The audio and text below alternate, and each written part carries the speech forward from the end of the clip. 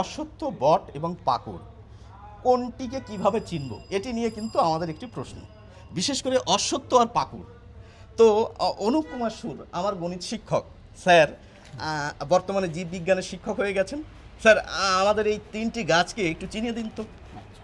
প্রথমত আমরা দেখব দুটো গাছে ঝুরি নেমেছে, কিন্তু এটাই কোনো ঝুরি নামেনি। ও যেটাই ঝুরি নামেনি বা নামবে না কখনোই, আচ্ছা সেটা হলো অশ্বত্থ গাছ। আচ্ছা, বেশ, অশ্বত্থকে চিনে ফেললাম, একটা ঝুরি নেই। পার্থক্য, ঝুরি নেই। বেশ।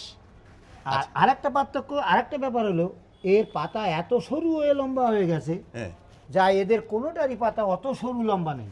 অশ্বত্থ, ওটা পাকুড়, বা এই যে এটা পাকুড়। এটা পাকুড়। দেখুন, দুটি গাছের পাতার যদি আমরা একটু তুলনা করি সহজেই বুঝতে পারবো। এই পাতাটির লেজের অংশটা দেখুন কত লম্বা, আর পাকুড়ের কিন্তু লেজ নেই, লম্বা লেজ নেই। তাহলে লেজ আছে সহজেই ছোট কিন্তু ছোট। আমরা চিনে ফেলতে পারছি চিনে ফেলতে পারছি। এটা অশ্বত্থ, এটা পাকুড়।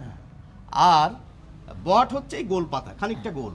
এই যে, বটেরও প্রচুর ঝুরি নেমেছে, হ্যাঁ হ্যাঁ।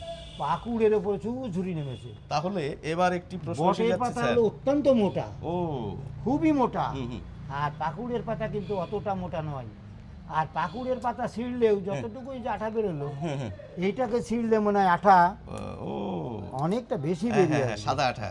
সাদা আঠা বেরিয়ে আসবে। আচ্ছা আচ্ছা আচ্ছা। না স্যার, দেখুন, বট নিয়ে না আমাদের বিশেষ সমস্যা হয় না, জানেন তো, এটা গোল গোল পাতা। হ্যাঁ।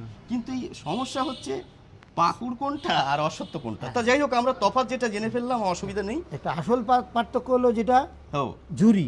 আচ্ছা আচ্ছা। এটা একদম মারাত্মক, ঝুরি কোনোদিনই নামবে না এতে। ও, অশ্বত্থতে ঝুরি নাম। ঝুরি কখনোই নামবে না।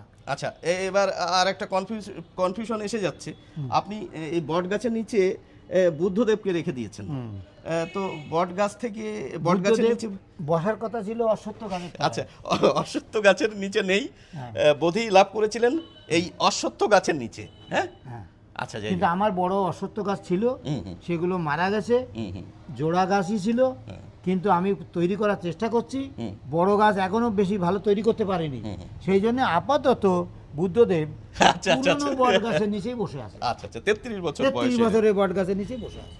যাই হোক বন্ধুরা, দেখুন তো তিনটি গাছকে আলাদাভাবে চিনতে পারেন কিনা।